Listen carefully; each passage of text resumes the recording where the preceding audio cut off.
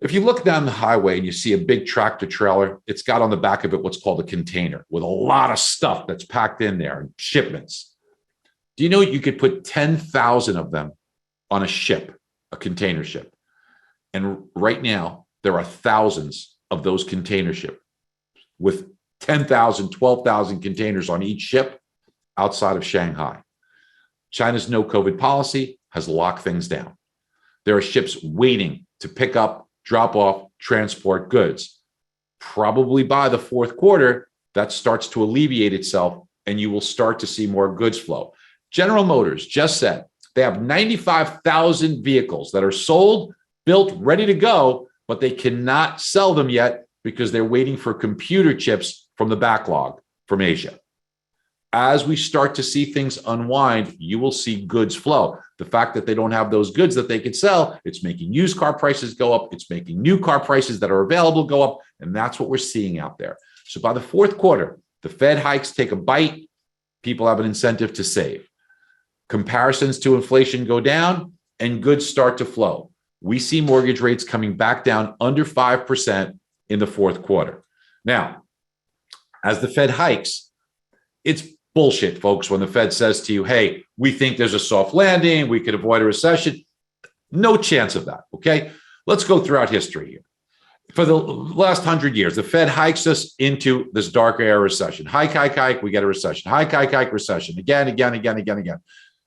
In the mid-90s, they were hiking. We didn't get a recession right away because the internet came out. So we had a resurgence of economic activity, but eventually we did get it. Again. And here we are, folks. They're going to hike us into another recession. And quietly, they know this. Quietly, that's what they want. They just can't say it out loud. What is a recession?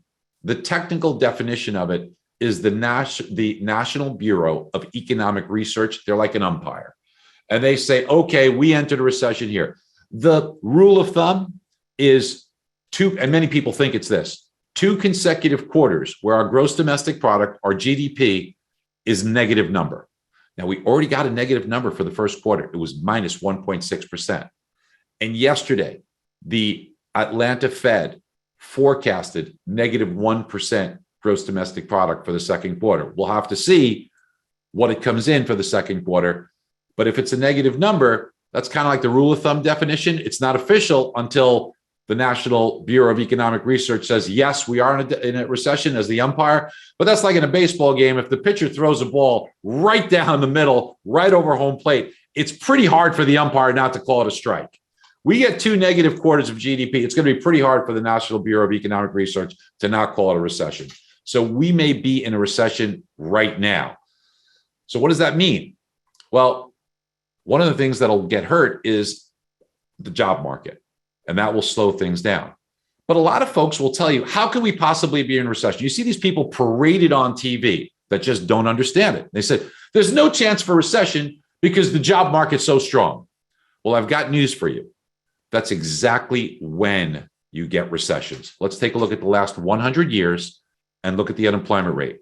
When the unemployment rate reaches its lowest level and starts to turn higher, you get a recession. And then the job unemployment rate goes way up afterwards. Lowest level turns up, recession. Again. 100% accuracy. Here's where we are today, folks. It doesn't take too much to read into this to see we're probably nearer the bottom than we are the top. Now, why does this happen? Well, if everything's great, you're hiring people, the unemployment rate keeps going down. But as soon as things start to slow down, what's the first thing businesses do? They unfortunately let people go.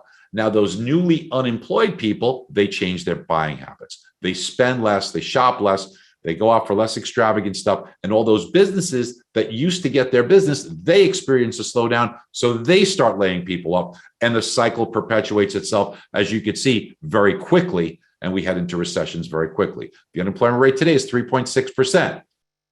Friday, we're going to be getting Friday, the 8th of July, we're going to be getting the jobs number. Look for that unemployment rate. Maybe it starts to tick higher. I would think that there is a good possibility it starts to tick higher. If you see a couple of months of that job report, unemployment rate starts to tick up, back up towards 4%, man, we are in a recession. So what happens during recessions? What happens, first of all, to interest rates? Well, recessions slow things down. So what's inflation? Inflation is too many dollars chasing too few goods. Well, people aren't buying as many goods, more goods get stocked up. If people don't have as much money, that's less dollars. So inflation comes down. Inflation comes down during recessions. What do we know about mortgage rates? What have we learned? Mortgage rates follow inflation. And as you can see, during recessions, the last recession, mortgage rates came down 1%. The one before, 1.125%. This one, about 1%. This one, 2.25%. This one, mortgage rates came down 5%. This one, mortgage rates came down 4.25%, all during the recessionary periods. So mortgage rates drop during recessions. And look at the follow through. Afterwards, mortgage rates continue to drop after the recessions. So it's very likely we're going to start to see mortgage rates end of this year, early next year, below 5%, probably in the mid 4s. Lower than that, hard to forecast right now, but I wouldn't rule it out.